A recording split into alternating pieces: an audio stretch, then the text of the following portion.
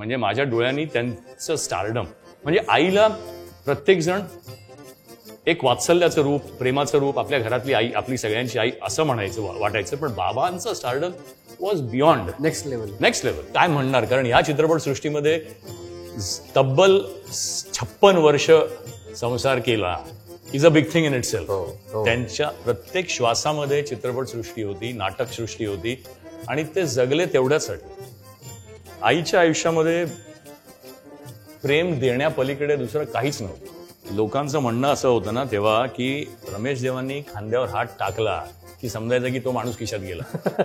हे म्हण होती चित्रपटसृष्टीमध्ये.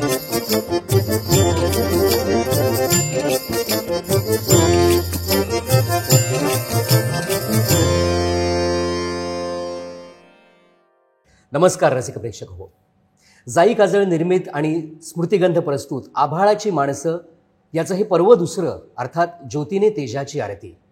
याच्या आजच्या भागात मी कौस्तुभ दिवाण तुम्हा सगळ्यांचं खूप खूप मनापासून स्वागत करतो. मंडळी, तुमच्या आतापर्यंत थोडंसं लक्षात आलेलं असेलच की आज आपण वेगळ्या ठिकाणी आलोय. बॅकग्राऊंड थोडीशी वेगळी आहे, एका वेगळ्या अवकाशात आलोय आणि हे अवकाश त्यांनीच बनवून दिलंय ज्यांच्याबद्दल आज आपण गप्पा मारणार आहोत. मंडळी, आपल्या क्षेत्रामध्ये अनेक अशा जोड्या होऊन गेल्या ज्या प्रत्यक्ष आयुष्यात सुद्धा जोडपी होती, पण त्याच्यातली एक लेजेंडरी जोडी म्हणजे स्वर्गीय रमेश काका आणि स्वर्गीय सीमा काकू देव. आणि त्यांच्या आठवणी आज आपल्यासमोर, त्यांच्या आठवणींना उजाळा देण्यासाठी आपल्यासोबत आहेत त्यांचेच सुपुत्र, विख्यात अभिनेते, निर्माते, दिग्दर्शक अजिंक्य देव. नमस्कार अजयदा, खूप खूप मनापासून स्वागत तुझं आभाळाची माणसामध्ये. थँक्यू. आणि आज हा भाग चित्रित करण्यासाठी आम्हाला प्रत्यक्ष तू इथे आमंत्रित केलंस की मी जसं म्हटलं तसं हे अवकाश ज्यांनी घडवलंय त्या अवकाशात तू आम्हाला बोलवलंस, याबद्दल खरंच तुझे मनापासून आभार आहे. Thank you very much. आणि मला वाटलं की इथे आल्यानंतर तुम्हालाही काहीतरी, कारण I love the space. Yes. आणि इट्स इन्स्पायरिंग, जरा काहीतरी वेगळेपणा येईल सगळ्याच गोष्टींना. म्हणजे इथे आल्या आल्या रमेश काका आणि सीमा काकूंचा फोटो बघितल्या मला त्यांची इतकी आठवण आली.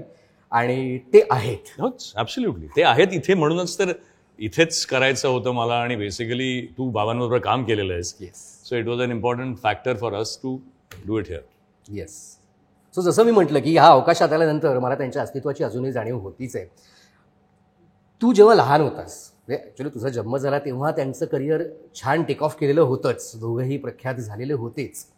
मग लहानपणीची कशी कुठली पहिली अशी आठवण आहे की ज्या वेळेला आपले आई बाबा हिरो हिरोईन आहेत, अशी आठवण काय आणि ते फिलिंग कसं होतं? हां, आठवणी तर खूप आहेत. फिलिंग खूप भीतीदायक होतं. आणि हा प्रश्न तुझा ना बऱ्याचशा गोष्टींना असा उजळणी देतोय माझ्या. कारण लहान असताना आमच्या घरात माझी आई नेहमी म्हणायची की आमचं कुटुंब किंवा आमचं जे घर आहे ते, आमचा जो एकूणच वावर आहे तो लोण्यासारखा आहे. पाण्यात राहून सुद्धा पाण्याचा स्पर्श नसतो. म्हणजे आमच्या घरात चित्रपटसृष्टीतल्या पार्टीज किंवा नेहमी होणारे उठक बैठकात येणारे त्या क्षेत्रातले मित्र मंडळी वगैरे काही नसायचं, कधीच नाही. मी शाळेत सुद्धा गेलो, BPM हायस्कूल नावाची शाळा होती आणि त्या शाळेमध्ये मला इंग्लिश मिडियमला घातलं आईनी. पण तिथे सुद्धा मला कधी जाणीव तशी होत नव्हती. पण जेव्हा मी आईबाबांबरोबर 2 प्रसंग सांगतो तुला मी. एक म्हणजे मी त्यांच्याबरोबर नॉर्मली उन्हाळ्याच्या सुट्टीमध्ये दौरे असायचे नाटकांचे, आणि तेव्हा ट्रेनचाच प्रवास होता, लांब लांबचे दौरे असायचे. तर मी एका ट्रेनच्या प्रवासाने नागपूरला त्यांच्याबरोबर चाललो होतो. I must have been 5 years old, 5-6 वर्षाचा असेल, मला आठवत नाही आता. तुला विश्वास नाही बसणार, आम्ही दादर स्टेशनला का कुठेतरी चढलो गाडीमध्ये आणि कुपे होता. त्या कुपेमध्ये आम्ही आत गेलो, बसलो. बॉस त्यानंतर दादर सोडल्यापासून नागपूर येईपर्यंत जिथे जिथे गाडी थांबायची तिथे तिथे 100-200 लोक त्या कुपेच्या बाहेर असायची, आईबाबांच्या आवाजाने ओरडाओरडा करून त्यांना बघण्यासाठी. प्लॅटफॉर्मवर एवढी गर्दी असायची. प्लॅटफॉर्मवर. आणि नंतर आम्ही खिडक्या बंद केल्या तर धाड धाड धाड. म्हणजे मी का म्हणालो पहिल्यांदा की मला ते खूप भीतीदायक होतं की आय वॉज स्केअर्ड. आणि म्हणजे मी आजही ती भीती विसरू शकत नाही, असं माझ्या मनातली ती झालेली. आणि त्याच्यानंतर मी थोडासा माणूस घाण्या झालो. माझ्या बाबा मला म्हणायचे की, म्हणून मी माणसांपासून जरा लांब पळायचो. या चित्रपटसृष्टीत मी आलो बाय डिफॉल्ट, अर्थात बाबांची इच्छा होती. पण अदरवाईज मी एक हाडामासाचा कलाकार नाही आईबाबांसारखा. I became an actor. I was pushed into this line. पण त्यांचा क्रेज प्रचंड. दुसरी रानडे रोड, दादर. आईबरोबर मी नेहमी शॉपिंगला जायचो लहान असताना. दिवाळीचं शॉपिंग आहे, कुठलंही आई सगळे ते तिकडे जे बसलेले सगळे भाजीवाले, वाणी, सगळे मित्र आणि सगळेजण, मग आम्ही खेळत बसायचो त्या दाण्यांमध्ये. एकदा तेव्हा मोबाईल वगैरे काहीच नव्हते, बाबा आले गाडीतून. आम्ही शॉपिंग करत होतो आणि मग ते त्यांना माहीत होतं कुठे आहोत आम्ही. ते आले तिथे आणि उतरले. बॉस, रानडे रोड पॅक झाला. नेक्स्ट 5 मिनिट्स इतकी गर्दी झाली की आम्हाला शेवटी पळून जावं लागलं तिथून. हे मी पाहिलेलं आहे, म्हणजे माझ्या डोळ्यांनी त्यांचं स्टारडम. म्हणजे आईला प्रत्येकजण एक वात्सल्याचं रूप, प्रेमाचं रूप, आपल्या घरातली आई, आपली सगळ्यांची आई असं म्हणायचं, वाटायचं. पण बाबांचं stardom was beyond next level. Absolutely. म्हणजे मला नाही वाटत आत्ताच्या घटकेला कुठल्याही ॲक्टर्सनी नंतर त्या हिशोबाने घेतलेलं असेल. म्हणजे I am talking about early 70s, late 60s, early 70s. बाप रे. म्हणजे ह्या 2-3 गोष्टी अशा झाल्या ना की मी नंतर त्यांच्याबरोबर बाहेर जायला घाबरायचो. कारण बाबांबरोबर बाहेर जायचं म्हणजे तुफान गर्दी होणार आणि मग त्या गर्दीमध्ये आम्हीच कुठेतरी हरवायचो, अशी परिस्थिती व्हायची. सो या आय हॅव सीन हे स्टारडम त्यांचं मी पाहिलेलं आहे. पण तरीसुद्धा बाबांचा सर्वात मोठा जो माझ्या वाढत्या मनाला किंवा मी जी एक सांस्कृतिक आमच्या भोवती त्यांनी जे एक वलय निर्माण केलं किंवा जे आपल्याला जे त्यांनी दिलं ते हे की आम्ही जरी एवढे स्टार्स असलो तरी घरामध्ये आम्ही एका साध्या मध्यमवर्गीय मराठी कुटुंबासारखेच जगतो. आणि हे मला वाटतं त्यांनी कुठेतरी, त्यामुळे आम्हाला ती हवा नाही गेली डोक्यात. आणि त्याच्यासाठी मी त्यांचा दोघांचाही अत्यंत ऋणी आहे. नाहीतर मी, माझा भाऊ, अरे आत्ता मी पाहतो मुलं एवढंसं काही असलं ना 4 फोटो निघाले की त्यांची पोरं हवेत जातात. So I am thankful to them for that. संस्कार जे केले आमच्यावर त्याच्यासाठी. नाही, मला वाटतं की या संस्काराचं मूळ हे त्यांनी सुरुवातीच्या काळामध्ये जो स्ट्रगल केला होता ॲब्सोल्युटली त्याच्यामध्येच होतं. सी, बाबा तर कोल्हापुरातून आले. हो. आई चाळीत राहायची, गिरगावात बनामुल्लेन. आणि त्या चाळीतून तिची आई म्हणजे माझी आजी प्रेमाबाई सराफ, तिने ह्या सगळ्या कुटुंबांना वाढवलं. माझे आजोबा नव्हते, ते मी तर कधीच पाहिलं नाही त्यांना. पण त्याच्यानंतर आईनी, ती लहान असून सगळं आपल्या स्वतःच्या खांद्यावर घेऊन एकट्या बाईने आणि तिच्या आईने मिळून दोघांनी हे घडवलं. मग बाबा आयुष्यात आले. हो. पण त्याच्या आधी म्हणजे सीमा काकूंचं मूळ नाव नलिनी सराफ. तेही चित्रपट सृष्टीसाठी बदललं. ते सीमा ऍक्च्युली सीमा देव नंतरच झालं. पण आधीचं तिचं 1-2 पिक्चरमध्ये नलिनीच नाव आहे. नंतर तिने सीमा केलं आणि ते सीमा सुद्धा तेव्हा नूतनचा सीमा नावाचा चित्रपट लागला होता. So somebody had told her की तुम्ही ज्याला गेलो की तुम्ही सीमा नाव. ते तेव्हाच्या प्रथितयश नटी नलिनी जयवंत यांच्याशी कन्फ्युज होऊ नये म्हणून सीमा हे नाव घेतलं होतं. करेक्ट. जसं तू म्हणालास की हे सगळं आजींनी आणि काकूंनी उभं केलं आणि त्याच्यानंतर काका आयुष्यात आले. ते काका आयुष्यात येण्याचा इन्सिडेंट सुद्धा किती फिल्मी येतो सुद्धा. तो भयंकरच फिल्मी आहे. म्हणजे बैलगाडीतून जाताना ह्यांनी त्यांना प्रपोज करणं आणि लांबून कॅमेरा येतोय, म्हणजे बाबांच्या तोंडून हे ऐकण्यामध्ये जास्त मजा नेहमीच असायची. पण खरंच म्हणजे जेव्हा आज मी या सगळ्या गोष्टींचा विचार करतो ना, त्यांनी एक उत्तम संसार केला. म्हणजे ते एकत्र कामही करायचे आणि नंतर खरं कुठेतरी मला एक फक्त आता असं वाटतं ज्याच्यात मला थोडासा कधी कधी मनाला दुःख होतं की आईचं करिअर हे खरं खूप वरती गेलं असतं जर तिने तो निर्णय घेतला नसता की आम्ही दोघं एकत्रच काम करू. आणि हा जो त्यांनी निर्णय घेतला तेव्हा का घेतला असेल, आमच्यासाठी घेतला असेल किंवा संसार नीट टिकवून राहावा म्हणून घेतला असेल, परंतु त्यांनी चित्रपटामध्ये बाबा एकटे काम करत असत पण आईनी केलं तर ते बाबांबरोबरच करणार असं तिने एक स्वतःभोवतीच ते निर्माण करून ठेवलं. आणि त्यामुळे कुठेतरी थोडा अंकुश बसला तिच्या ग्रोथला. त्या प्रश्नाकडे मी येणारच होतो. पण आपण जो सुरुवातीचा काळ म्हणतोय की त्यांची पहिली भेट जशी स्ट्रगलसाठी दोघंही निघालेले असतानाच झाली. हो. तेव्हा रमेश काकांचं काम थोडं सुरू झालं होतं पण आईचं पण चालू झालेलं होतं आणि बाबा आणि आई दोघंही चाललेले होते एका ठिकाणी आणि ते भेटले. इकडेच अंधेरीला तो कुठला स्टुडिओ नटराजमध्येच ते जात होते आणि तिकडे कुठल्या प्रोड्युसरचं हे होतं मला आठवत नाही आता, आणि दोघंही तिकडेच भेटले. तेव्हा आईची आई पण बरोबर होती, प्रेमाबाई, आणि ताता म्हणायचो आम्ही तिला, आणि ते दोघं भेटले आणि मग एकत्र प्रवास केला. आणि त्या प्रवासात मला असं आठवतं, काकांनीच सांगितलेला किस्सा होता हा, की तोपर्यंत रमेश काका सुरुवातीला निगेटिव्ह भूमिका करायचं ना, विलनची कामं करायची. त्यामुळे काकूंच्या डोळ्यासमोर सुद्धा फर्स्ट इम्प्रेशन ते होतं, आणि आईला सांगितलं होतं की हा विलन आहे, याच्याकडे बघू. ऍब्सोल्युटली. आणि हे आईला नव्हतं सांगितलं, ऍक्च्युली आजीने आईला सांगितलं होतं की त्याच्याकडे बघू नकोस, तो वाईट माणूस आहे. सो हीच सुरुवात त्यांच्या love affair. Such a interesting start I would say. पण खूप छान. म्हणजे त्यानंतर लगेच अर्थात 1963 त्यांचं लग्न झालं, आणि दे रिअली, म्हणजे मी जेवढे शब्द म्हणजे मी काय म्हणणार, कारण ह्या चित्रपटसृष्टीमध्ये तब्बल 56 वर्ष संसार केला is a big thing in itself. So these are things which we have blessed with. आणि आमच्यासमोर तो एक इतका मोठा आदर्श आहे की we have to stick to it. तुमच्या म्हणजे आमच्या सगळ्यांसमोरच आदर्श आहे तो.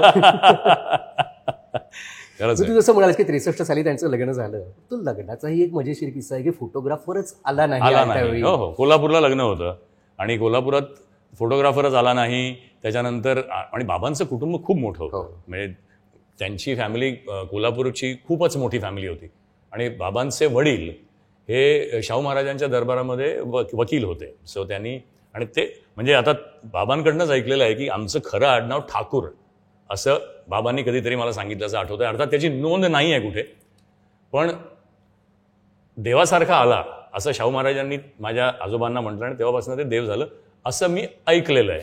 आय डू नॉट नो, कारण देव हे ब्राह्मणांचं आडनाव आहे तसं बघितलं तर, आणि आम्ही ब्राह्मण नाही आहोत, आम्ही क्षत्रिय आहोत. सो देव कसं झालं तर आम्हाला माहीत नाही. पण माझा चुलत भाऊ जो आहे, चुलत नाही सॉरी माझा आत्ते भाऊ जो आहे, तो मला सांगतो की नाही, ते देव हे अगदी पहिल्यापासूनच असलेलं आडनाव आहे आपलं. सायड नो बिग कन्फ्युजन. हा आणखी एक विलक्षण योगायोग आहे की मीही कोल्हापूरचा, आमचेही पूर्वज शाहू महाराजांच्याच पदरी होते, आमचंही आडनाव काहीतरी वेगळं होतं, आणि त्यानंतर व्यवसायानुसार दिवाण हे झालं. सो हा एक विलक्षण योगायोग आहे. आणि म्हणजे माझ्या आजोबांपासून रमेश काकांचा स्नेह होता असणार, जो आय गेस म्हणजे माझीच पुण्य आहे, माझ्या पूर्वजांची पुण्य आहे की मला त्यांच्यासोबत काम करण्याचा योग आला. ऍब्सोल्युटली. पण जसं म्हटलं तसं त्यांच्या लग्नात एकही फोटोग्राफर आला नाही, त्यामुळे लग्नाचा फोटो जरी नसेल तरी ती कमी त्यांनी पुढे भरून काढली की पडद्यावरती ते एकत्रच नाही. लग्नाचे फोटो आहेत, तो आला फोटोग्राफ. म्हणजे माझ्याकडे अजून त्यांचे फोटोग्राफ हळदीचे आहेत, लग्नाचे पण फोटोग्राफ्स आहेत. पण तो कन्फ्युजन तिथे झालं होतं की तो नेमका येणार होता, तो आला नाही, नंतर तो उशिरा आला, आणि काही गोष्टी त्यांना पुन्हा करायला लागल्या. म्हणजे त्यांच्या लग्नामध्ये पण त्यांना ऍक्टिंग रिटेक झाले. So that is very interesting. So लग्नात रिटेक्स झालेले आहेत त्यांच्या. So it was fun. Yes.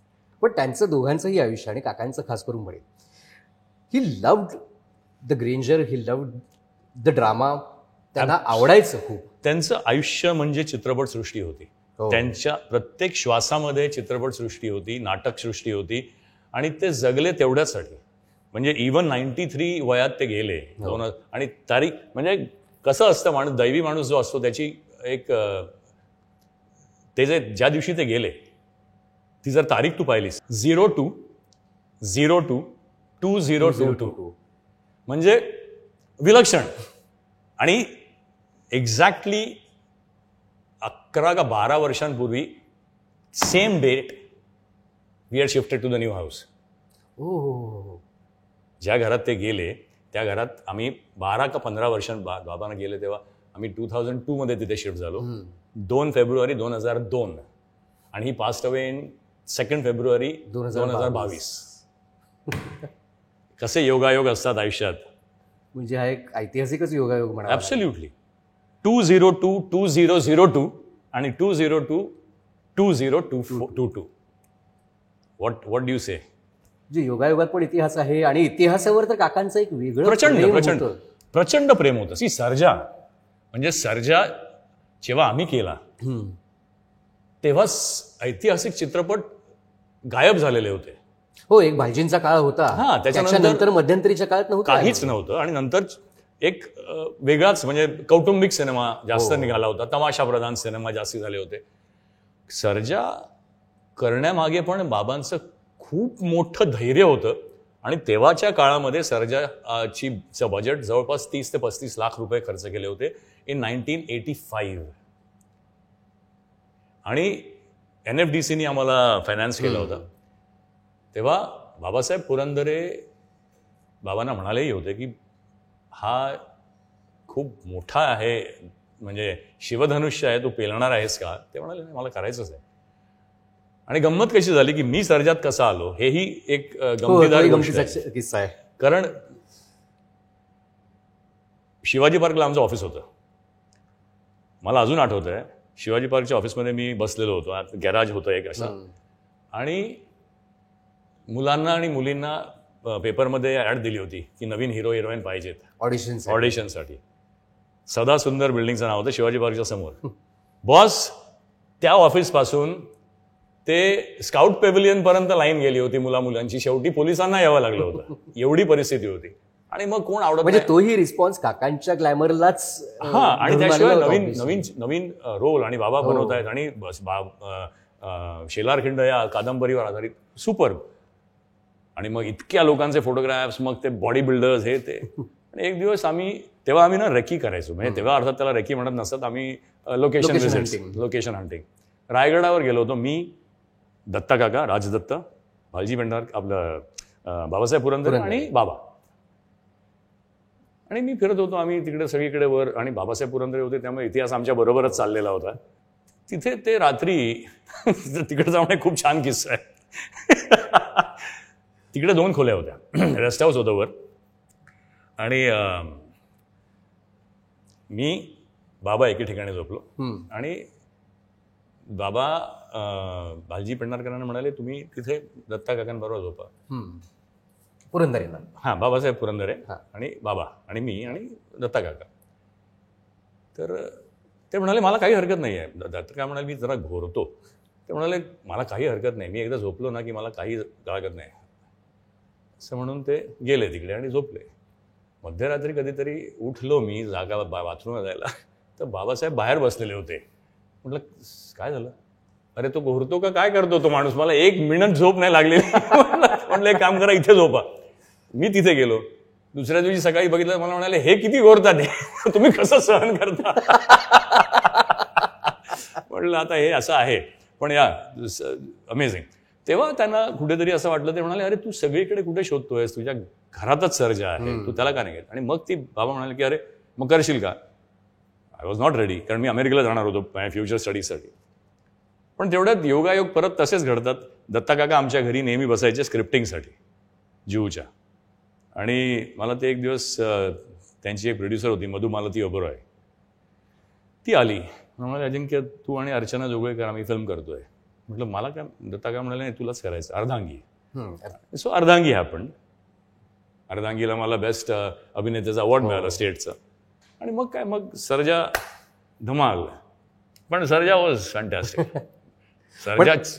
तू मगाशी म्हणालास की काकांची इच्छा होती, पण काकूंना थोडीशी इच्छा नव्हती तू आणि अभिदादांना या इंडस्ट्रीत यावं? नाही, अभि तर खैर अभि परत डिफॉल्टनी झाला. म्हणजे तो आर्किटेक्ट झाला, जे मधून सगळं झालं, प्रॅक्टिस केली. आणि नंतर एक दिवस मला भेटला, मला म्हणाला मला ॲडव्हर्टायझिंगमध्ये जायचं. मी ऑगिलिटी मॅथरमध्ये तेव्हा माझी ओळख होती, त्या मुलीला मी फोन केला, तिने त्याला बोलवून घेतलं, काम झालं. That was history. माझं तर आईला नकोच होतं, निश्चितच नको होतं. आणि तिची खरंच मनापासून इच्छा होती की मी अमेरिकेत सेटल व्हावं. बरं. हो, पण ते नव्हतं व्हायचं. सो सर्जा कंप्लीट करून मी गेलेलो. ॲक्च्युली मी संसार पण कंप्लीट करून गेलो होतो. सो मग नंतर ऑफर्स यायला लागल्या. मग आणि बाबांची इतकी इच्छा होती की त्या इच्छेने मला वाटतं आपोआपच अख्खं universe work towards his will. पण मग सुरुवातीचा तुला सुद्धा सुरुवातीला उदंड यश मिळालं होतं.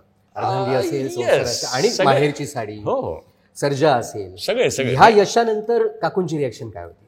नाही, नंतर तिला आईच्या आयुष्यामध्ये प्रेम देण्यापलीकडे दुसरं काहीच नव्हतं. काळजी करणं आणि प्रेम करणं.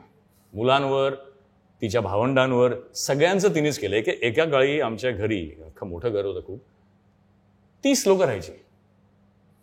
म्हणजे मी आता जेव्हा विचार करतो लहानपणाचा की कसे राहायचो आम्ही. 4 बेडरूम्स होते आणि टेरेस वगैरे होती मोठी. 30 पीपल ॲट वन टाइम.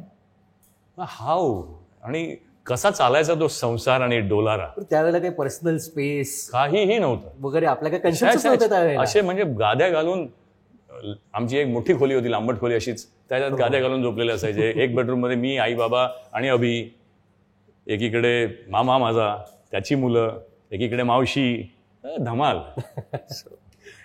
तू जसं म्हणालास तसं घरही भरलेलं असायचं, पण बाकी घर भरलेलं असू देत, करिअर भरलेलं असू देत, काकांचं मन कधीच भरायचं नाही. त्यांना आणखीन माणसं हवी असायची, त्यांना आणखीन भव्य दिव्यता हवी असायची. त्यांचं क्लिअर म्हणणं होतं, अतिथी देवो भव. हे बाबांच्या घरी, आमच्या घरी माणूस आला पाहुणा की तो खाल्ल्या बगैर जायचाच नाही. म्हणजे आमच्या घरी म्हणजे मनोरमा तिचं नाव होतं, कोल्हापूरचीच होती ती. तिच्या हातात म्हणजे काय म्हणतात ते जेवणची जी अन्नपूर्णा होती तिच्या, ती अन्नपूर्णाच होती. रात्री किती लोक येतील बाबांबरोबर कधीच माहिती नसायचं. म्हणजे 10-15 जणांचं जेवण तर असायचंच रेडी आमचं. त्याशिवाय किती माणसं बाबा घेऊन येतील आणि जे येतील त्यांना जेवायला द्यायचं. म्हणजे मला आता मी असा विचार करतो की हल्लीच्या जे सायकोलॉजिकल किंवा रादर जे बऱ्याचसं नेटवर येत राहतं की अतिथी देवो भव, आणि आपण त्या पद्धतीने जो घरी येईल त्याला आपण यू शुड मेक हिम ईट, हे तेव्हा करायचे आणि त्यांचे आशीर्वाद खूप मिळाले असणार. आणि कोणीही असो, it does not matter. Production माणूस असेल, प्रोडक्शन मॅनेजर असेल, स्पॉट बॉय असेल, पण जेवल्याशिवाय जायचं नाही घरातून. आणि बाबा खूप मनस्वी होते. म्हणजे he was, what do I say, Superman आमच्यासाठी. मनस्वी हा इतका उत्तम विशेषण तू त्यांच्यासाठी वापरलंस. तोच त्यांचा मनस्वीपणा गर्दीत वावरतानाही असायचा, सगळीकडे ते मिळून मिसळून असायचे, कधीच त्यांचा अभिनिवेश नसायचा. लोकांचं म्हणणं असं होतं ना तेव्हा की रमेश देवांनी खांद्यावर हात टाकला की समजायचं की तो माणूस खिशात गेला. हे म्हण होती चित्रपटसृष्टीमध्ये की बाबांनी मित्रा म्हणून की खांद्यावर हात टाकला की युअर फिनिश्ड. पण त्यांना ते जमायचं आणि ते त्याच्यातून कोणाचा गैरफायदा घेतला नाही आयुष्यभर, कोणाचाही वाईटपणा घेतला नाही. मनस्वी कसे होते माहिती आहे, त्याच्यातलं अजून एक सांगतो तुला मी. एकतर आमच्या घराबाहेर आम्ही जीवला राहायचो 3ऱ्या मजल्यावर, आणि तिथून गणपतीचा समुद्रावरच होतो. गणपती विसर्जनासाठी शेजारी कोळीवाडा, तिथून गणपती उत्सव हे येते, बोंबा असायची त्या दिवस. बाबा रमेश आणि बाबा आले की मग ट्रॅफिक जॅम. तसंच आमच्या घरात, म्हणजे आमच्या बिल्डिंगमध्ये पहिल्या मजल्यावर नारायण नावाचा एक कोळी राहायचा. तेव्हा स्मगलिंग खूप जोरात होतं. 70sची गोष्ट करतोय, अर्ली 70s. आणि त्याचा तो गच्ची वगैरे सगळी आमचीच होती, पण तो बाबांचा आता होतं. तो वर येऊन तो असे लाईट वगैरे, आम्हाला तेव्हा काय कळतच नाही की काय करायचं. तेव्हा त्याच्या बोटी वगैरे यायच्या तिकडे. असो, एकदा रात्री हे शूटिंगवरनं आले आणि आम्ही जागे होतो, सुट्ट्या चालू होत्या. घरी आले आणि आम्ही गच्चीत बसलेलो होतो आणि खाली आरडाओरडा चालू झाला आणि बोंबाबोंब सॉरी शिवागाळ चालू झाला. एक बाईचा आवाज यायला लागला. ते गेले, बघितलं तर एका बाईला 2 जण ओढून मारत होते, काहीतरी चाललेलं होतं. बॉस, हा कलाकार स्टार ह्यांनी काठी उचलली. त्यांच्याकडे गुप्ती असायची नेहमी ठेवलेली, आणि आमच्या घरात तिकडे सगळी हत्यारं लावलेली होती, कारण कोल्हापुरातून आणलेली. बाबा, आई मला आठवते अजून, आणि काटा येतो मला अंगाला. हात धरून त्यांना ओढत होती, जाऊ नका जाऊ नका. त्यांनी झिडकारला हात, आणि बाबा व्यसन कसलंच नव्हतं त्यांना कधीच. खाली गेले आणि बस त्यांनी त्या लोकांना जो झोडपलाय, आणि तोपर्यंत पोलिसांना फोन गेला होता, पोलीस स्टेशन जवळच होतं. लोक आली. ह्याच्यासाठी जिगर पाहिजे. हे आत्ताच्या पोरांना किंवा हे तुमच्या मनगटातली ताकद वेगळीच असते ती, आणि त्यांना कधीच अत्याचार बघवला नाही कशाचाच. म्हणजे त्यांनी जे मारलंय त्यांना, माझ्या डोळ्यासमोरच्या गोष्टी आहेत. यू नीड, आणि कुठेतरी आपण स्वतःला बांधून घेतो की अरे मी पब्लिक फिगर आहे, मी असं करणं योग्य नाही वगैरे. त्यांनी जे तोडलंय ना त्यांना, ह्याच्यात कोल्हापूरचं दूध, कोल्हापूरची माती. येस. आणि त्यांनी अगदी शेवटच्या काळापर्यंत त्यांचं शरीर सुद्धा ते कोल्हापुरी मातीनुसार कसलेलं जे होतं. कारण कसलंच व्यसन नाही त्यांना. सिगरेटचं व्यसन होतं, चेन स्मोकर होते माझ्या लहानपणी. एके दिवशी हे मी ऐकवत आहे माझ्या, माहीत नाही मला, आईने मला सांगितलेलं आहे. एके दिवशी मी आलो, ते घरी आले, मी लहान होतो आणि मला काहीतरी, मी नाक मुरडलंय, कसा वास येतोय बोटाला वगैरे. त्या दिवशी सिगरेट सोडली, ती कायमची सोडली. हार्ट अटॅक आलाय त्यांना वयाच्या 62-63व्या वर्षी. त्याच्यानंतर मी असं घरात आम्ही बसायचो, चांदीच्या ग्लासमध्ये कधी कधी त्यांना डॉक्टरने सांगितलं प्या, काही चालेल, काही होत नाही त्यांनी. तर चांदीच्या ग्लासमध्ये आमच्यापासून लपवून, त्यांच्या वयाच्या 64 साली आमच्यापासून लपवून प्यायचे कुठे कुठे. म्हणलं बाबा आता तुम्ही बिंदास करावं जे करायचे. पण ते पण नाही केलं, ते पण नाही केलं त्यांनी. कशाचाच अतिरेक नाही केला. तिथे सुद्धा त्यांच्या बेडरूममधल्या भिंतीवर सगळ्या प्रकारची हत्यारं लावलेली होती. हो, ती आधी पण होती. सगळी नाही, अजून म्हणजे बंदुकांपासून ते सगळं. ते एक दिवस वेगवेगळ्या कुकऱ्या होत्या, सुरे होते, सगळे. काय होतं त्यांचं कलेक्शन होतं. कलेक्शन, अख्खी भिंत भरलेली होती, म्हणजे एवढी मोठी, याच्यावर जास्त असेल.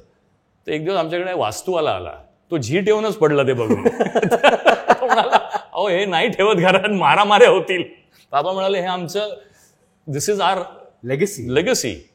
आम्ही क्षत्रिय आहोत, आम्हाला हे आमचं पाळलं पाहिजे सगळीकडे.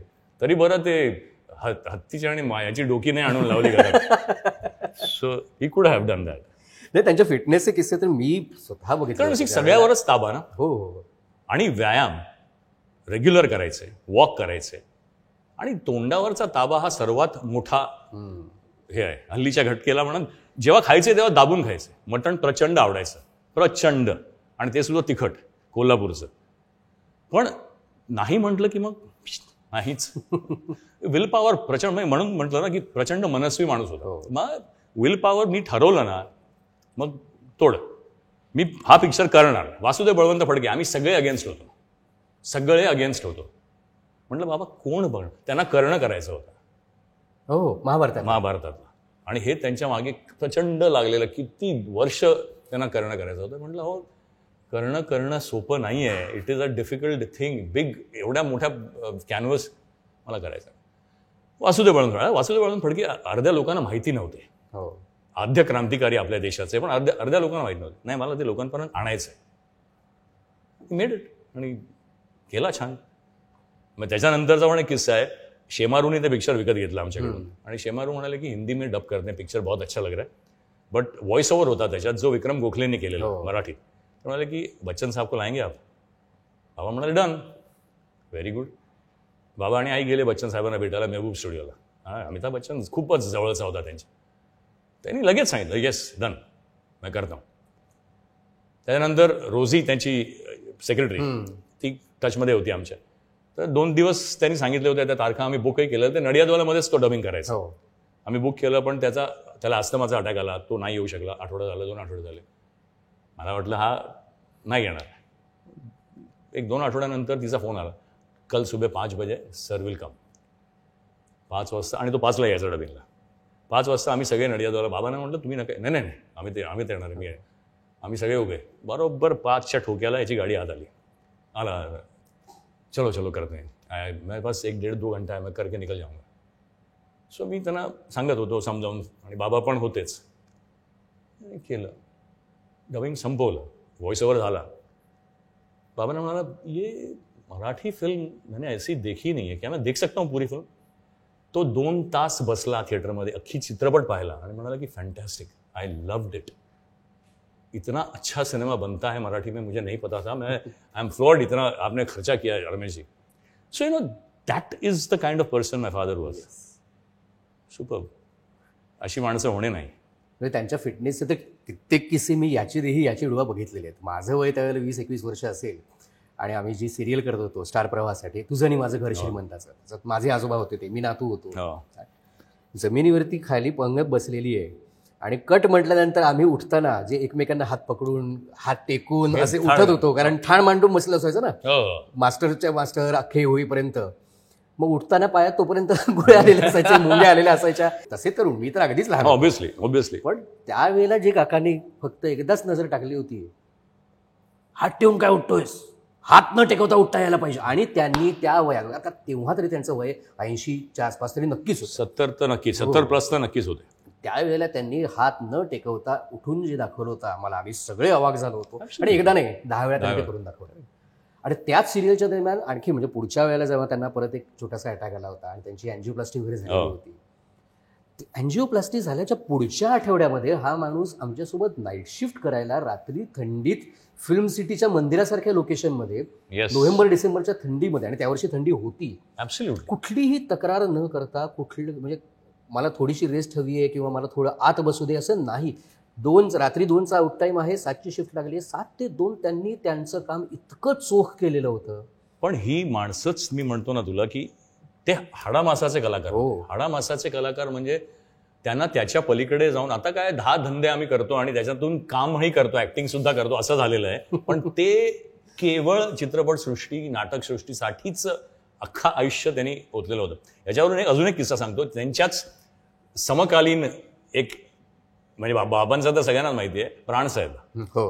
मला त्यांच्याबरोबर काम करण्याचं चान्स मिळाला होता. एक ईट से ईट बजा देंगे नावाचा चित्रपट होता. मी, रणजित रॉय आणि प्राणसाहेब.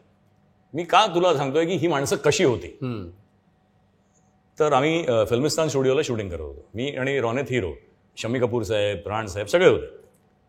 तेव्हा मेकअप व्हॅनिटीज वगैरे काहीच नव्हतं. मेकअप रूम होते फिल्मिस्तानचे, Filmalaya, not Filmistan, sorry, Filmalaya studio. आणि शूटिंग, प्राणसाहेब यायचे सकाळी 9, 9:30, 10, whatever the call time, ready व्हायचे.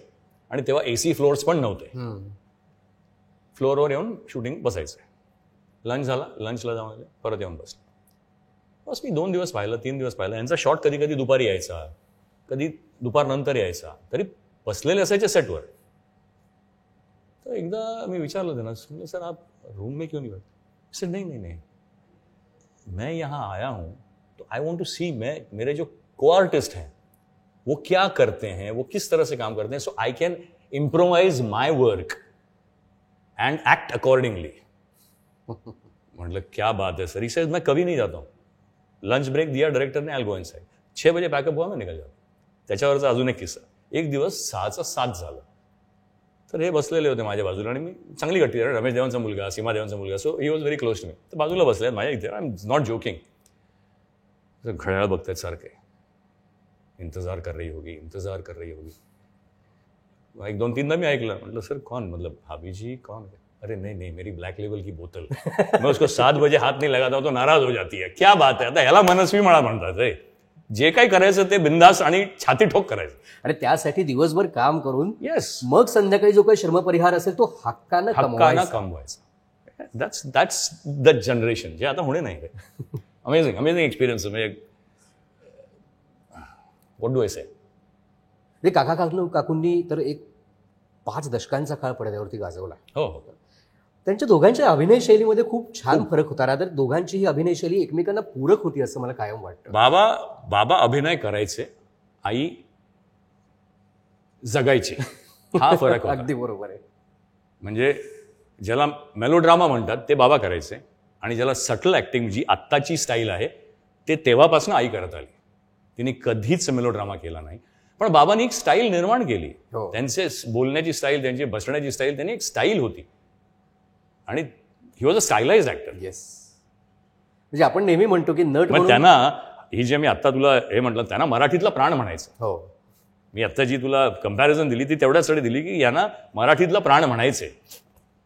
म्हणजे त्यांच्या अभिनय शैलीबद्दल जे आपण बोललो की आपण नट म्हणून आपल्याला पहिला प्रश्न हाच पडतो की या हातांचं करायचं काय. खांद्याला जे चिकटले त्या हातांचं करायचं काय. पण सिवा काकूंनी त्याच्यावरती एवढा छान तोडगा काढला होता. हे असंच हाताची घडी घालून फक्त नजरेतून आणि वाटेतून बोलायचं. ऍब्सोल्युटली. ते सुद्धा एवढं प्रभावी असायचं.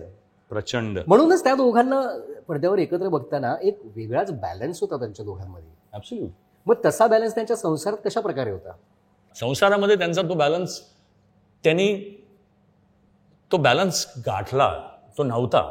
बाबांचा मनस्वीपणा, आईचा सटलनेस, या सगळ्या गोष्टी कुठेतरी मारक होत्या एक दुसऱ्याला संसारामध्ये. म्हणूनच हा प्रश्न विचारला. कारण त्यांना आईला नेहमीच त्यांचे कुठले ना कुठले गोष्ट नव्हत्या आवडत, बऱ्याचशा गोष्टी आवडत नसतात त्यांचा, म्हणजे कधी तिने आपसूक राग नाही दाखवला, पण आय नो दॅट आता मी जेव्हा विचार करतो तेव्हा शी हॅड दॅट, म्हणजे कुठेतरी रिस्ट्रिक्ट केलं बाबांनीच आईला सुद्धा टू ॲक्ट अलॉंग विथ हिम, आणि हे तिच्यावर कुठेतरी अन्याय झाला असं मला वाटतं, जे तिलाही नंतर वाटत होतं कदाचित. पण असो, मी काय म्हणतो, तिने कुठलंच couple cannot be ever absolutely perfect. It's never possible. दोन वेगवेगळी माणसं आहेत, एकत्र आल्यानंतर कुठे ना कुठेतरी ठिणग्या उडल्याच पाहिजेत, नाही तर मग प्रॉब्लेम आहे. नसेल तर प्रॉब्लेम आहे. कोणतरी जर दाखवत असेल की आम्ही एकदमच सुंदर आनंदी आहोत, तर there is a problem in side 100%. So पण ह्याला ॲडजस्ट करून तुम्ही 55 वर्षाहून अधिक संसार करता आणि मुलांना मोठे करता, आणि नॉट जस्ट ते, तुम्ही संस्कार तुमच्या मुलांवर, तुमच्या बाकीच्या आयुष्यात येणाऱ्या लोकांवर इतके चांगले करता. याला म्हणतात एकत्र राहून to take everything ahead together. ह्याच्यामध्ये टुगेदरनेस आणि एक आत्म्याचं मिलन. बघ ना, 1 वर्षात दोघं गेले, एक्झॅक्टली 1 year. बाबा फेब्रुवारीमध्ये गेले, आई ऑगस्टमध्ये गेली. So it was a binding, they were bond eternally. So जरी काही रिफ्ट्स होते, आईला कुठेतरी खटकायचं, सगळं असायचं, पण त्यांचं एक होतं, भांडणं आमच्या समोर कधीच केली नाहीत. समोर मला बेडरूममधनं आवाज यायचे, आरडाओरडाचे, बऱ्याच वेळेला यायचे, पण जेव्हा मुलांसमोर यायचे तेव्हा हसत. This is also in itself a big thing. Of course. त्याचा कुठेही उद्रेक होऊ दिला नाही, कुठेही संसारावर इल इफेक्ट होऊ दिला नाही. बोलत नसतील कदाचित महिनाभर, पण आम्हाला माहीतच नाही, ते आम्हाला जाणवलंच नाही. आणि ह्यालाच म्हणतात, म्हणजे आजच्या घटकेला मी सुद्धा माझ्या बायकोला सांगतो, म्हटलं की अरे आरडाओरडा मुलांसमोर काय करायला, आता माझा मुलगा पण मोठा झाला, तो लग्नाचा झाला, पण तरी सुद्धा. So this is something that you have to. त्यांना ते उपजत होतं, आम्हाला शिकून सुद्धा नाही येत. सो हा फरक आहे. म्हणजे एवढी छान त्यांची जोडी होती, दे वर meant for each other. Meant for each other. एका चित्रपटामध्ये काकूंनी काकांच्या मुलीचाही रोल केलेला होता. पडछाया. अरे काय रोल बाबांचा त्या चित्रपटातला role is a national award winning role. त्यांनी जे काम केलंय ना त्या चित्रपटात, आई मुलगी आणि काशीनाथ घाणेकर मुलगा. हो. काकूंनी हा स्वतः सांगितलं की स्वतः कधीतरी एकदा असंच तुमच्या घरी आलेलं असताना की मी माझ्या त्यावेळेला अगदीच सुरुवात होती, त्यामुळे आपण पडद्यावरती जी पात्र निभावतो आणि त्यांच्यातलं जे परस्पर नातं असतं ते तिथे कसं आपण सांभाळायला हवं ह्याचं उदाहरण म्हणून त्यांनी सांगितलं की त्यावेळेला मी ह्या माणसाची बायको होते आणि त्याच्या मुलाची आई सुद्धा होते, आणि तरी मी त्याच्या मुलीचा रोल प्ले केला. तर ते करत असताना त्यावेळेला काय ऑकवर्डनेस होता, किंवा त्यावेळेला ऑकवर्डनेस म्हणजे कसं परफॉर्मर म्हणून त्या पात्रात स्वतःला इमॅजिन करणं आणि तसं परफॉर्म करणं, तर ते बाजूला ठेवून आपण कशा प्रकारे त्या सिच्युएशनला सामोरं जावं, नट म्हणून आपण किती प्रांजळ आणि प्रामाणिक राहावं त्या भूमिकेशी, या बाबतीत जवळजवळ अर्धा तास त्या माझ्याशी बोलल्या होत्या. राईट, करेक्ट आहे. पण सी ना, हे आता लोक म्हणतात की ऍक्टिंगचे क्लासेस आणि ऍक्टिंग शिकवली पाहिजे. ऍक्टिंग एकदा शिकवता येत नाही, याचा माझा ठाम मत आहे. पंडित सत्यदेव दुबे सुद्धा तेच म्हणायचे की ऍक्टिंग सिखाई नहीं जा सकती, सीखी जा सकती है. करेक्ट आहे, सिखाई नहीं जा सकती. You cannot teach acting. Acting तुमच्यात उपजत असते आणि त्याच्यात तुम्ही फरक करू शकता. मी आजही मला स्वतःला इव्हॉल्व्ह होताना बघतोय एक कलाकार म्हणून. मला प्रत्येक वेळेला मी जेव्हा कॅमेरासमोर जातो तेव्हा I know I am changing my self every day. पण ते तेव्हाच करायचे. म्हणजे बाबांना इतकी स्टाईल होती, आणि बाबा म्हणजे तू तर बाबांना पाहिलेलं आहेस, बाबा बाहेर घरातून पडताना कडक मध्ये पडायचे. क्लबला जावत किंवा कुठेही जावत, त्यांचा ऑलवेज प्रेझेंटेबल, त्यांचा ठरलेला चुडीदार कुर्ता, मग मफलर, कधी पार्टीजला जायचं असेल तर जोधपुरी. He will never. आता आम्ही जसे फिरतो तसं कधीच फिरले नाहीत ते. आत्ता माझा आत्तेभाऊ मला, मी त्याच्या घरी गेलेलो पुण्याला, मला सांगतो अरे तुझा बाप बघ. त्या दिवशी अजित दादा बघ, मी फंक्शनला होतो पुण्यात आणि मी असा दादा समोर बसलेले होते आणि मी आलो दादांना भेटायला. अरे दाढी कर, तुझा बाप शेवटपर्यंत चकचकीत फिरायचा, दाढी तर कर. I was floored. म्हटलं सॉरी दादा, उद्या दाढी करतो.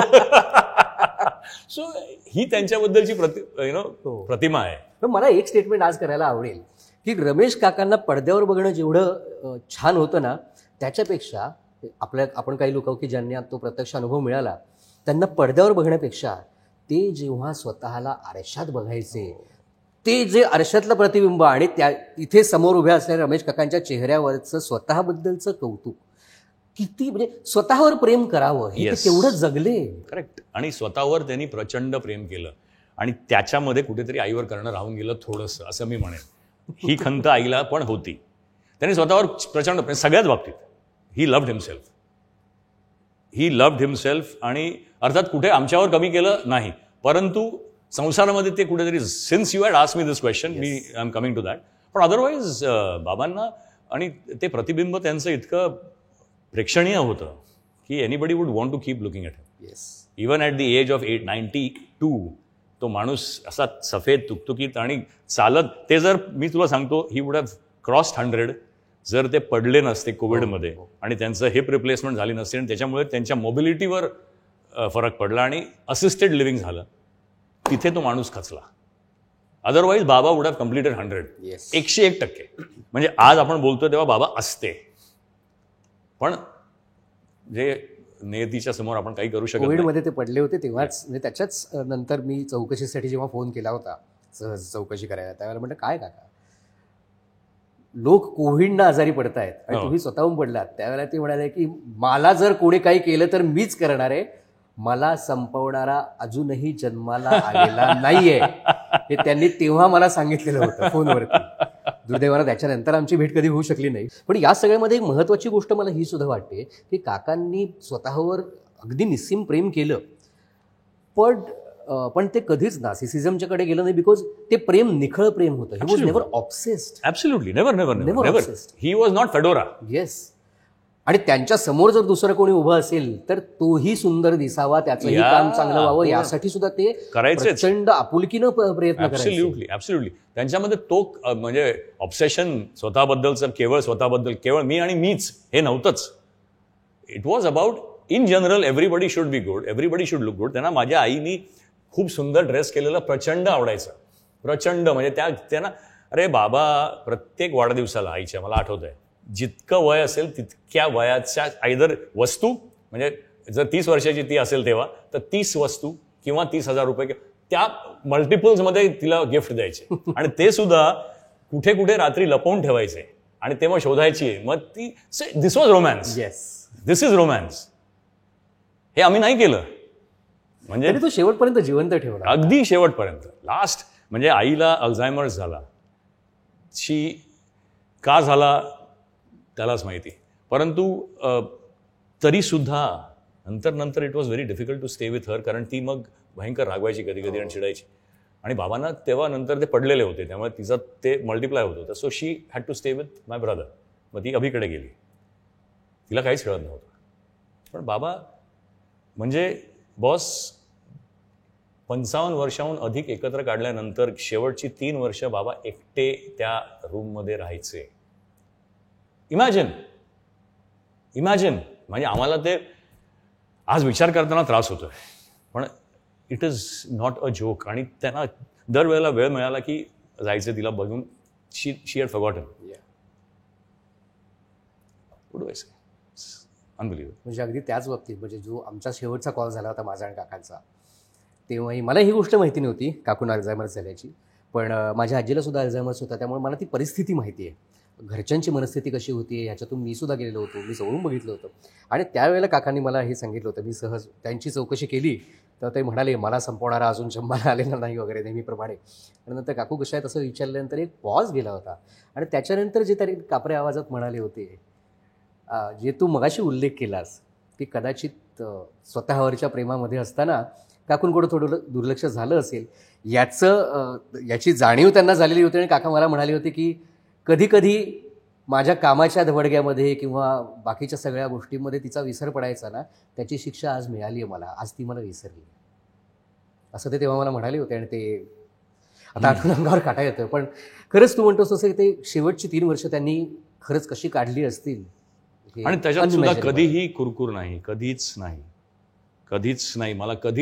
मला आज तागायत कधी आठवत नाही. बाबा म्हणाले की अरे कंटाळ, देवाकडे जाऊन बसायचे आणि जे काही मागायचे ते मागायचे. पण मला अजूनही कधी आठवत नाही की त्यांनी सांगितलं की मी कंटाळलो, मला बस झालं नाही. तरी अरे 92व्या वर्षी त्यांची एक स्क्रिप्ट होती, 3 triple रोलवाली.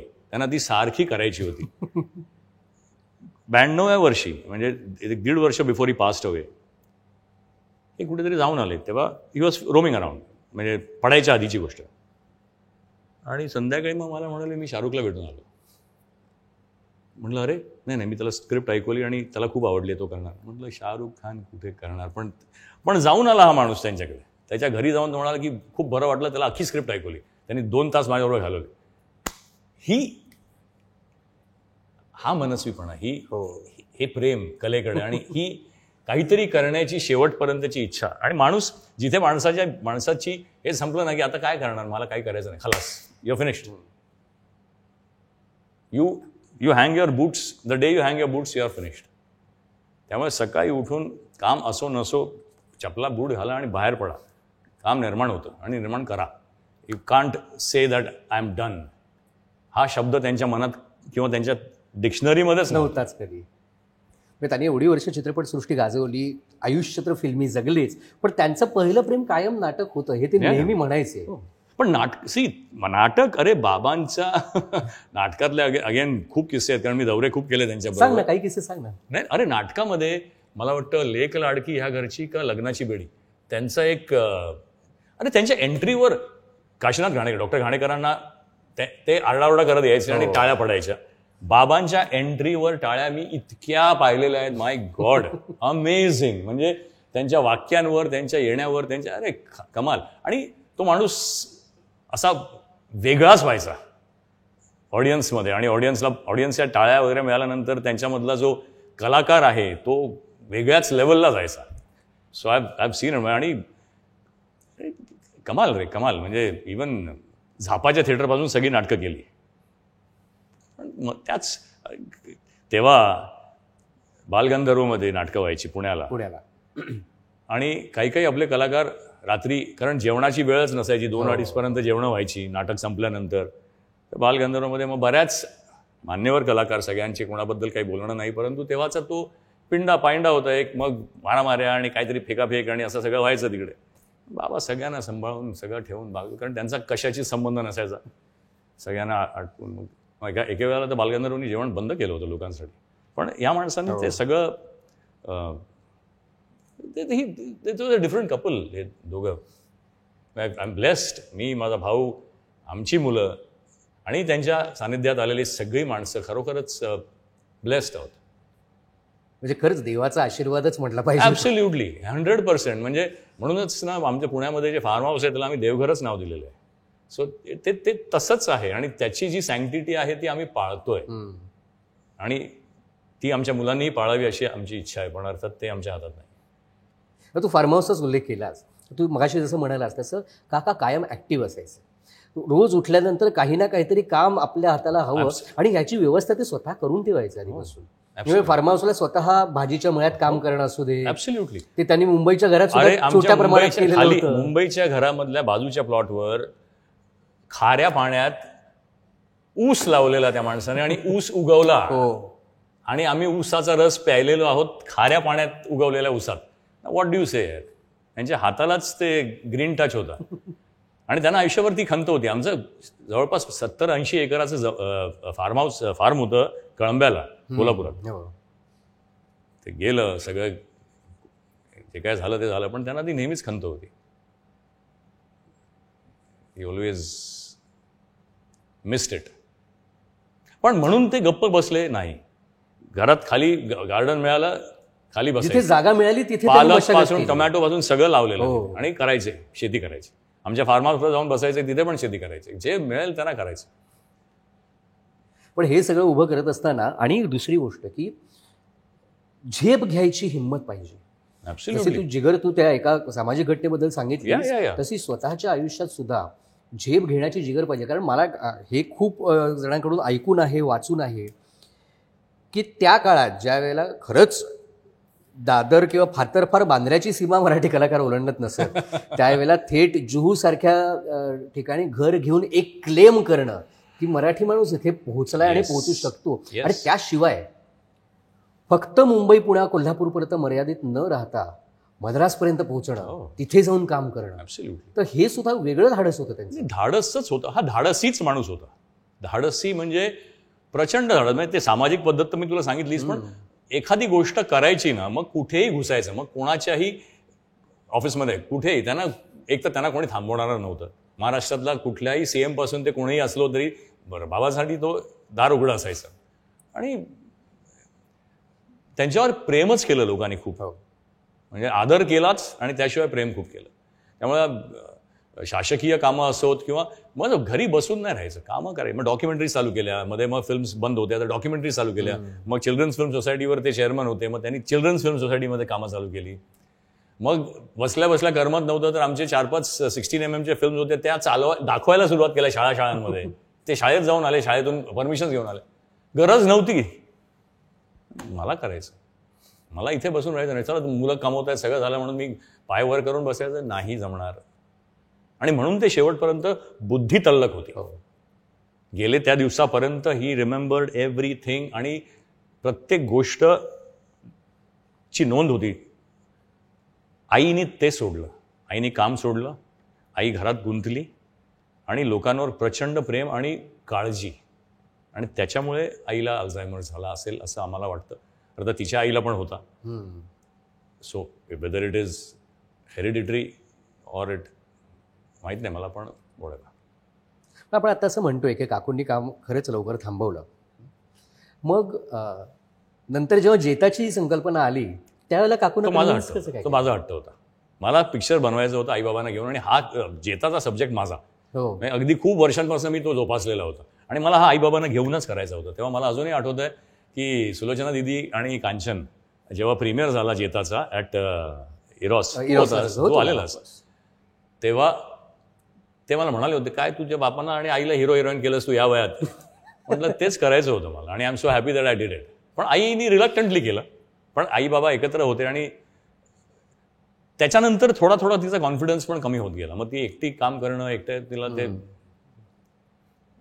She should have continued, but या सगळ्या इफ्स अँड बट्स आहेत. येस, पण ते कपल सुद्धा इतकं मजेशीर होतं की म्हणजे बाकीचा भाग आता तू म्हणाला तसं भांडणं सगळीकडे होतच असतात, खटके उडत असतात, पण जेव्हा ते एकत्र असायचे, जेताच्या चित्रीकरणाच्या दरम्यान तर खूप मी हे बघितलं होतं की जेव्हा ते एकत्र असायचे त्यावेळेला काकांचा मिश्किलपणा आणि काकूंचा एक फॉर्मिडेबल ॲटिट्यूड, ती गंमत बघण्यामध्ये जी मजा यायची ना त्यांचा टॉम अँड जेरीचा खेळ बघण्यामध्ये, की काका खोड्या काढणार आणि काकू त्यांच्यावरती रागावणार.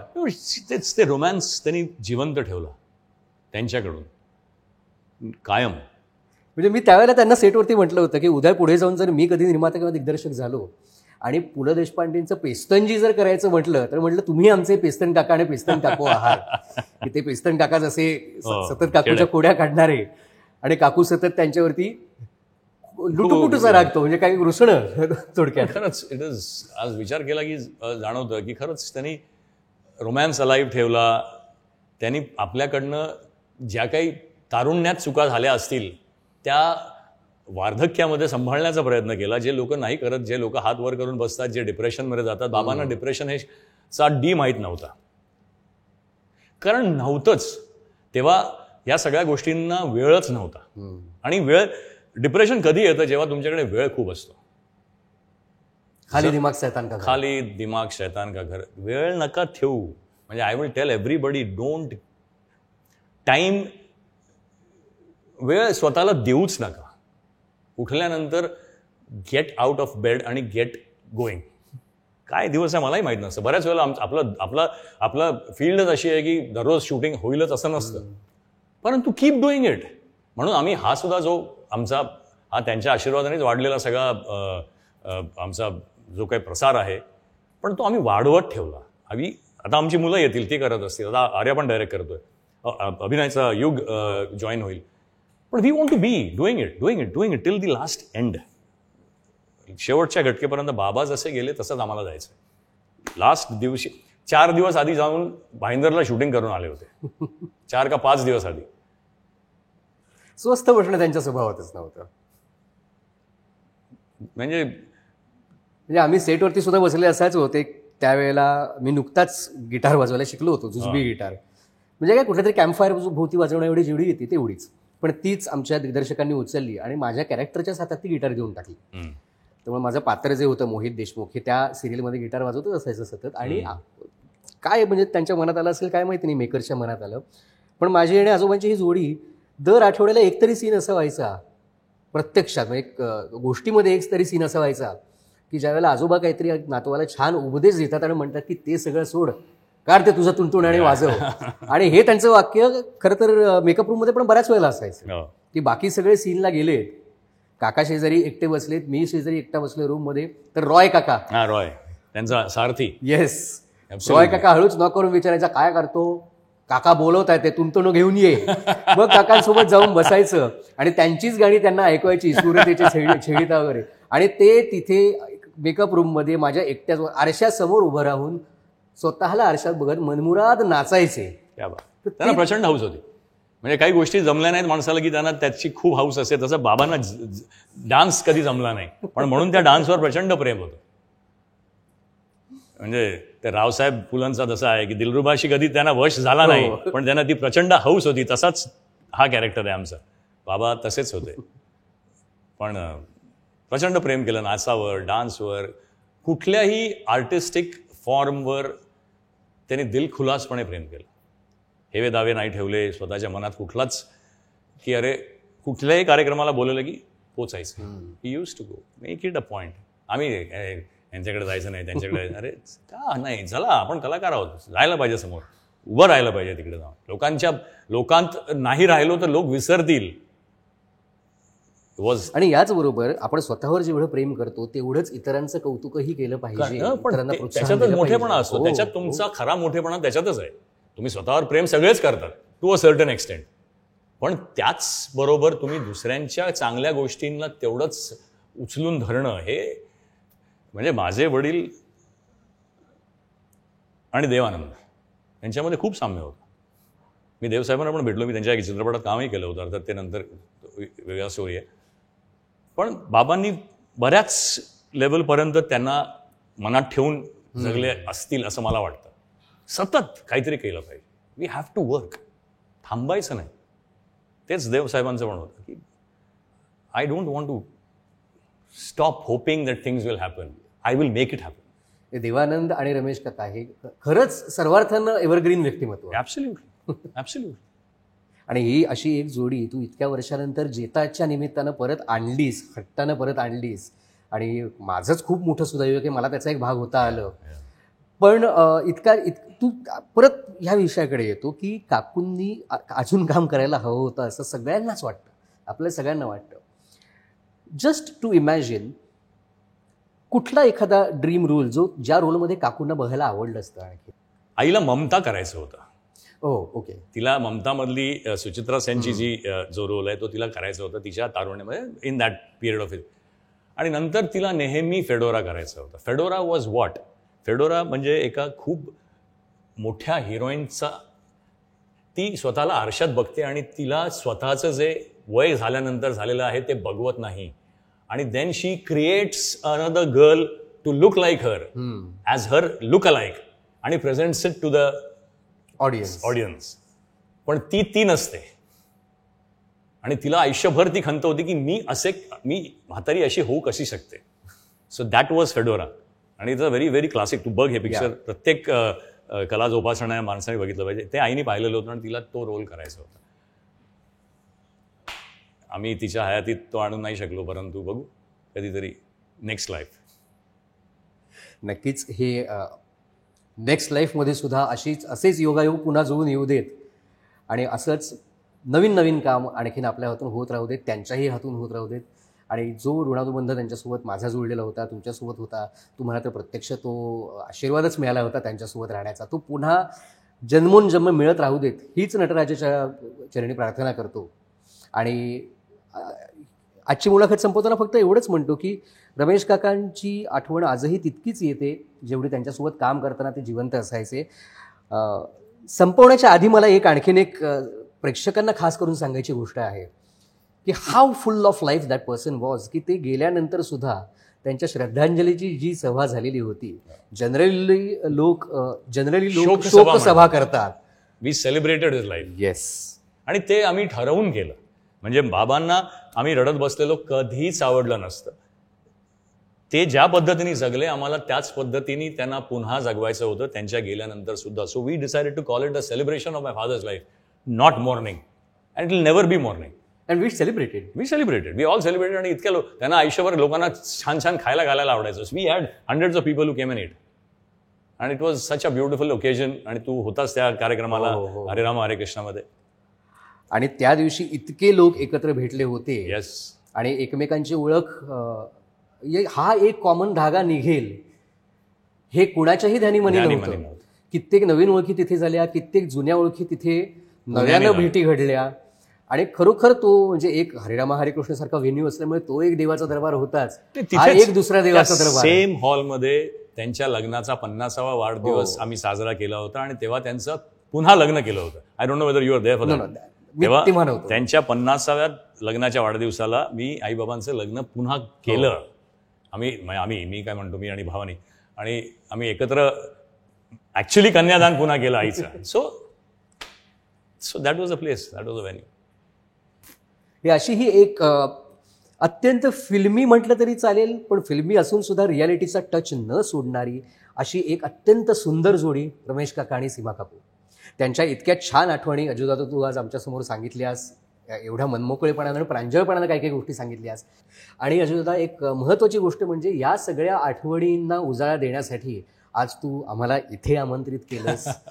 काका काकूंच्या प्रत्यक्ष सानिध्यात आज तू आम्हाला बोलवलंस, याबद्दल खरंच आमच्या सगळ्या टीमतर्फे खूप खूप मनापासून आभार. थँक्यू. आणि आमचा जाई काजळ आणि स्मृतिगंध परिवार आहे त्याच्यातर्फे ही छोटीशी भेट तिचा तू स्वीकार करावास. थँक्यू. तर मंडळी, आजचा हा भाग तुम्हाला कसा वाटला या तुमच्या प्रतिक्रिया आमच्यापर्यंत नक्की पोचवा. आवडला असेल तर इतरांना बघायला सांगा. आणि अशाच विविध आभाळाच्या माणसांच्या आठवणी जाणून घेण्यासाठी बघत राहा आपला हा कार्यक्रम आभाळाची माणसं, ज्योतीने तेजाची आरती. आणि त्यासाठी स्मृतिगंधचं फेसबुक पेज आणि यूट्यूब चॅनल लाईक, शेअर आणि सबस्क्राईब नक्की करा. तोपर्यंत धन्यवाद.